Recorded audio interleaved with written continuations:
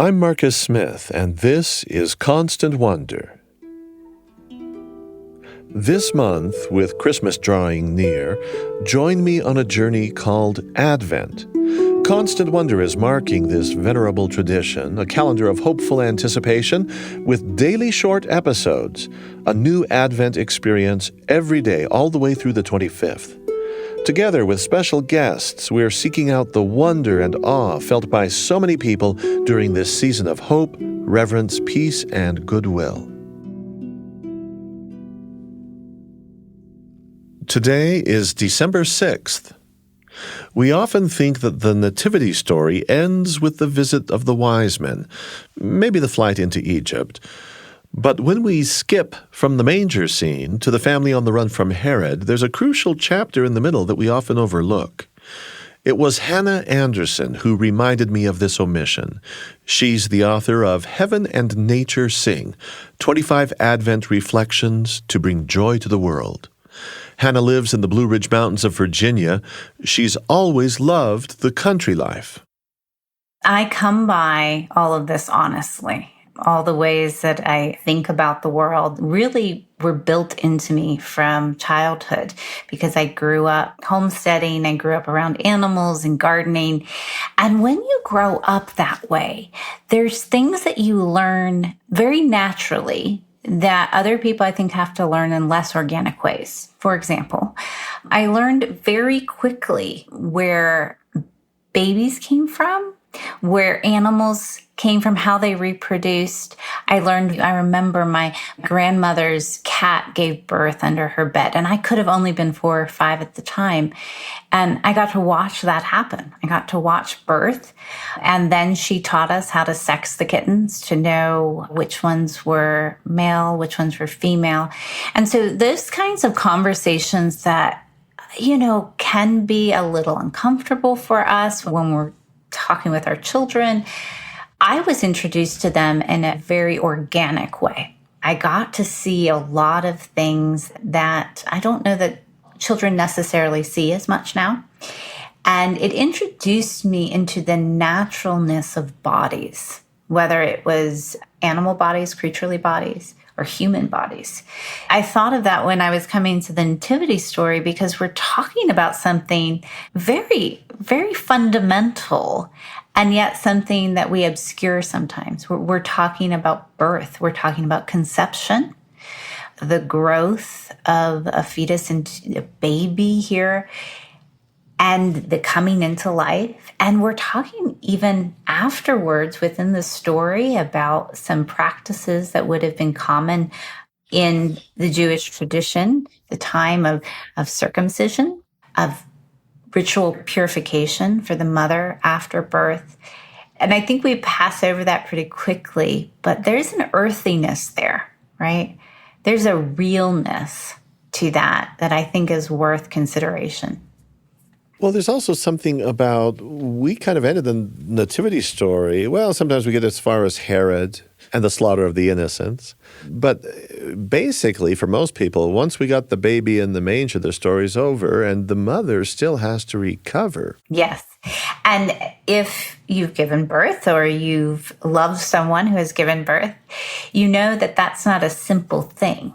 For a woman's body, this is a major event.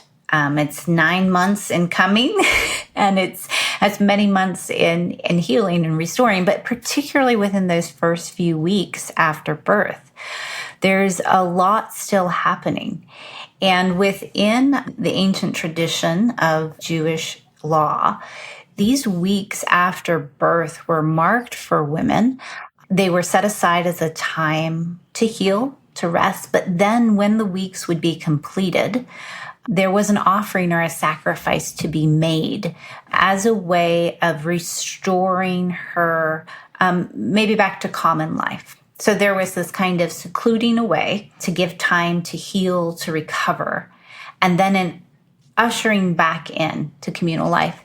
And within the story of the Nativity, we see this as Mary takes the child to the temple. There are two things happening in that movement of the story where Mary is going to be purified and also the child is circumcised earlier. And what's offered up in the story are 2 doves. And this would have been an offering that would have been offered out of poverty. And it's kind of a confusing bit of the story, particularly for modern readers. It feels like, why is this happening in a temple? Why is there a sacrifice? Is something wrong? Why the language of purification? That sounds like there's a shadow over this, that something is wrong and something needs to be fixed. But really what it is it's an honoring of the body. It's an honoring of the birth process, a recognition of the significance of what has happened. It's an honoring and a giving back to God for the care and preservation of the mother through that process. And to us as worshipers, or as to the worshipers to Mary, it would have been a signal that everything about them was being received. Their entire physicality was coming before God. And I think that's something that modern people, we tend to live in our heads a lot. And there is an earthiness to our bodies and to our humanity that sometimes we miss. And this kind of ritualistic purification, to me, is that kind of invitation and honoring of the earthiness of our bodies. You say earthiness, and I'm hearing kind of a red thread through what you're saying here and what I've heard you say elsewhere, that at the Christmas season, anything that is tactile and concrete and made, created, earth, food, an infant, our bodies, all of that physicality is not to be neglected. It is to be celebrated. And Christmas is one of the most material, and I use that in the best possible way, the most material holidays. It is a celebration of the embodiment of the Christ child. It is a celebration of the earth receiving God. And this kind of way we celebrate it through sensory experiences, through light and taste and sound, through the Christmas trees, through the decorations, through the songs. This all is a celebration of the materiality of the world that we live in, and it is an honoring of it. We see Mary's body honored within the story. We see the infant's body honored.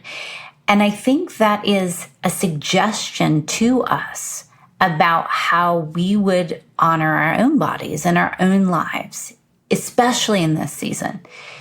It's very easy to think of the magical nature of Christmas. We talk about the wonder, and that's true. That's absolutely true. There is something deeply spiritual and wondrous about this season.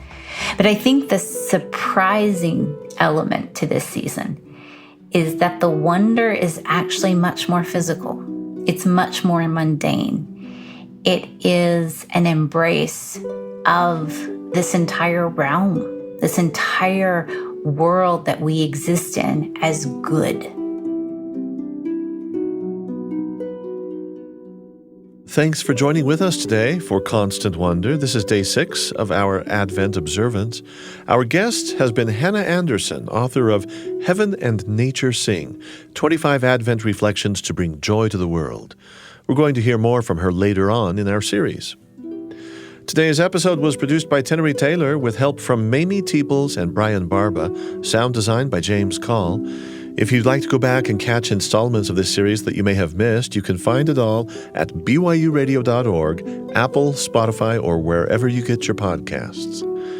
We hope you'll join with us tomorrow again. We're going to take a trip to Antarctica with field researcher Naira DeGracia. DeGracia spent 2 Christmases on the ice, and like Hannah Anderson, she celebrates the wondrous physicality of newborn life. DeGracia found herself in a place of belonging with creatures who find room enough to live in seemingly inhospitable places. I'm Marcus Smith. Constant Wonder is a production of BYU Radio.